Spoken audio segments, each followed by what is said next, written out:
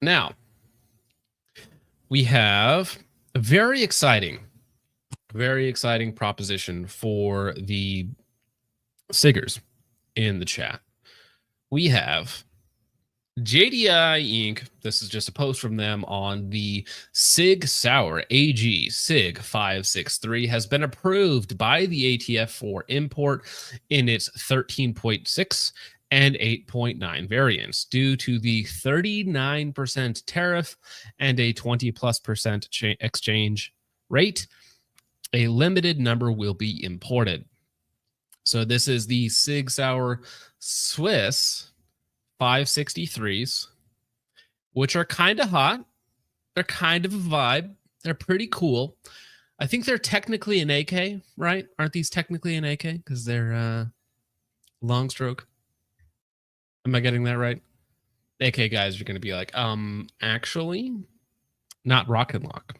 Although I think they might have Rocket Lock magwells on there because it looks like they have both the different types of magazines there. Now, the Sig 563, like many things Sig Sauer, this will not be cheap. Not be cheap. With a 35% tariff plus everything else going on, I mean, you're probably looking like $3,500 on the low end.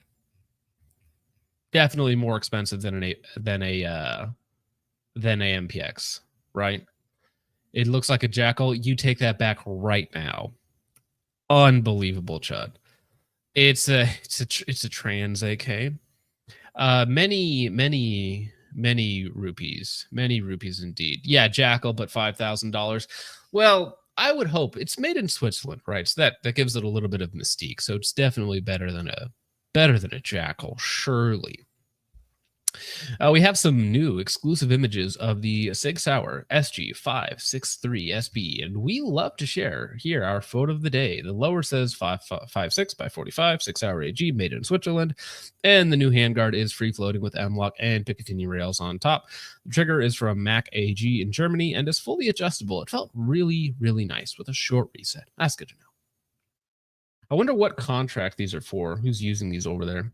The magwell is removable. Oh, this is cool. So you can switch between PMags and the Swiss style magazines. Interesting. So it's a real modular design. It looks like you have 2 pins. That's a trigger pin. So 1 pin here, that pin, the magwell pops out. Not sure how exactly that works. But so you can swap between PMags and Rock and Locks, which is kind of cool. So you can make it even more like an AK. Fully ambidextrous controls. You have a charging handle mounted to the bolt. This is an AK, guys.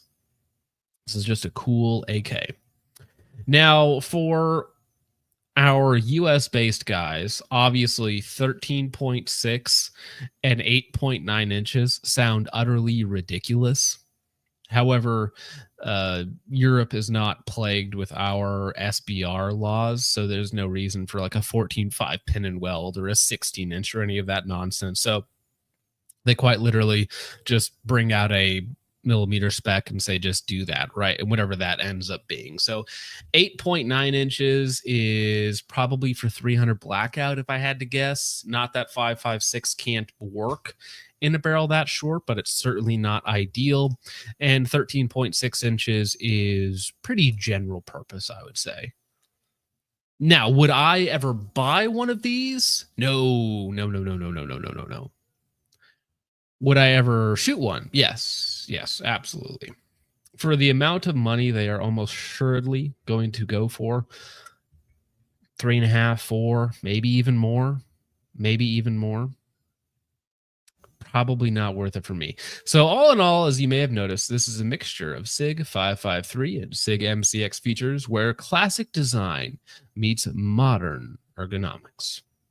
Will it come to the USA? We don't know for sure, but apparently that has been, again, confirmed by JDI Firearms. So again, 40% tariff plus 20% exchange rate. It's going to be very expensive and very hard to get, and hardcore fans of Swiss Sig rifles, they're going to die over it. Moonman for 5 says, I want the cool one from the 80s and 90s, not this garbage FDE M-Lock abomination, because unlike Siggers, I am not a godless sodomite. Wow. Very base. Let's see. I don't hate the looks. It's like a modern twist on the classic 551s, right? It's very similar in its vibe. Now again, it's a modernized version, so it's like quote unquote practical, right? Although I don't know if anybody is actually going to be using one of these things for any sort of practical purpose.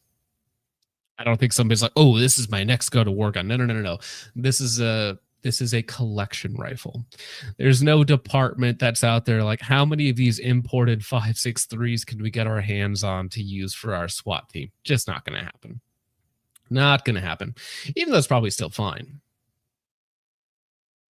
Oh, JDI claims to have exclusive importation rights on SIG. Interesting. So is this a